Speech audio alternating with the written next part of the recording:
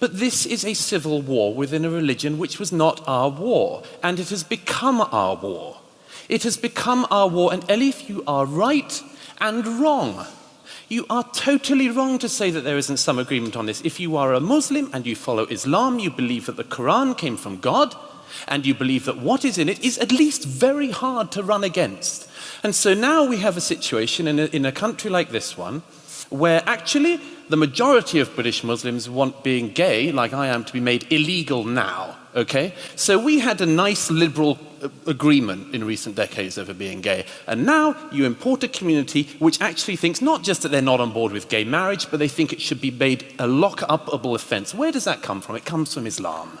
Douglas Murray's discussion on the clash between liberal values and conservative Islamic beliefs provides a critical examination of the cultural and societal challenges facing Europe today.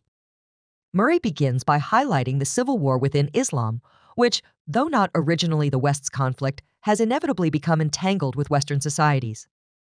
He points out that a significant majority of British Muslims support making homosexuality illegal, a stance influenced by conservative Islamic values that clash with the liberal values of Western societies. Let's take a listen. Many populist demagogues, and I think we need to use this word, they are saying to the people, you know what, these people, the elite, they're always getting it wrong. And you are the pure people, you just need to trust your guts, your instincts. You don't need these intellectuals. Yeah. It's possible as well that the publics of Europe have seen a political class fail to get a grasp of very major things or even talk about them, and that the public have noticed facts.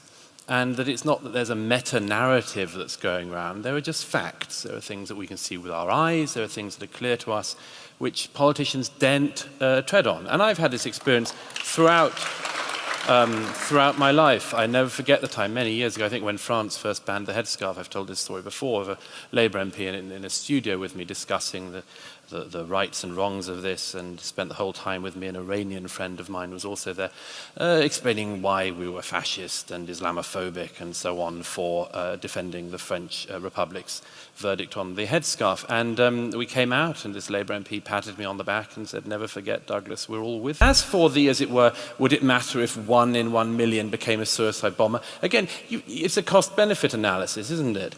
As long as you're not the one standing outside the wine bar in Ansbach when the suicide bomber goes off, it might be okay for you.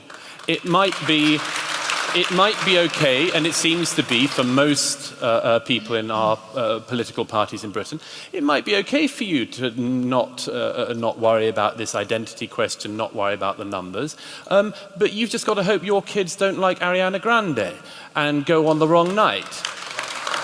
But I think the cost-benefit analysis of this has to be weighed up. And if you do think that, then say it. Okay. Say, we'll take a suicide bombing every now and then. We'll take the stabbings every now and then. Sure. We should definitely monitor what people are saying in the mosques, but for God's sake, chasing women who are just wearing their burkinis on the beach, that is not the way forward. And it's even more dangerous. Well, sorry, Elif, but the burkini ban is a massive diversion. A massive diversion. It was a big mistake for the French state when that happened, I agree, but this is not the biggest issue. The biggest issue is that just up the road, again, a few days ago, 3 men with machetes went through a London street hacking at people saying this is for Allah. Okay? That's our problem. And this is always the way with this. We always have diversions, and some of these diversions we bring upon ourselves. So look, all of this stuff is part of what the point of my book is to try to look at the deeper things underneath this. Our continent is racked by guilt, it's racked by tiredness, existential exhaustion, a whole range of things that mean we are very vulnerable to anyone who comes along and says it's our fault. We're very vulnerable to it, and it's, I have to say, high time we snapped out of it. When I was last on the Greek islands, the reception islands at the camps where migrants were coming in, you know, I was speaking to people from such a wide range of countries. Bangladesh, for instance. What's this country done to Bangladesh recently that should be a reason for us to be continuing to take in people from that country? And what's your solution if people who think that? You can't solve Syria. What are you going to do to solve Eritrea? And you think that in the meantime, we have to continue the current wave of migration? It's madness. These 2 or 3 million British citizens somehow have to now leave the country. No, of course not. Of course So not. what are you suggesting? The first thing is you admit this issue and you slow down or stop the flow. The obvious thing, if you've got a problem, admit to it and slow the flow. Okay? The second thing is, obviously, you try to work on the people you have here. Obviously. You can't... What does work on mean? Well, you hope that over many, many generations things will change. Of course, the problem we all have is a situation like the case of Salman Abedi. This country gave his parents asylum. They fled from Libya. We gave his parents asylum. Now we're working out what his parents actually believed. But actually, then 2 weeks ago, their son goes into a Manchester arena and blows up 22 people, one for every year of life this country gave him. Douglas Murray responds to the argument that populism is a bigger threat than Islamic extremism by pointing out the failures of the political class to address major societal issues. He shares a personal anecdote about a Labour MP who privately agreed with his stance on Islam but publicly condemned him as a fascist and Islamophobic. This hypocrisy underscores the disconnect between public rhetoric and private beliefs among politicians, which has fueled public distrust and the rise of populism. Murray delves into the issue of blasphemy debates, criticizing politicians for not foreseeing the cultural and social tensions that would arise from the growing presence of conservative Islamic values in Europe. He argues that the acceptance of terrorism and blasphemy as unavoidable parts of life reflects a failure of leadership. The Manchester Arena bombing, where Salman Abedi, a British Muslim of Libyan descent, carried out a devastating attack, exemplifies the consequences of this negligence. In response to the criticism that focusing on banning burqas diverts attention from addressing terrorism, Douglas Murray argues that while the burqa ban is a secondary issue, the real problem is the presence of individuals willing to commit acts of terrorism in the name of Islam. This highlights the need for a more profound examination of the cultural and ideological beliefs that drive such actions.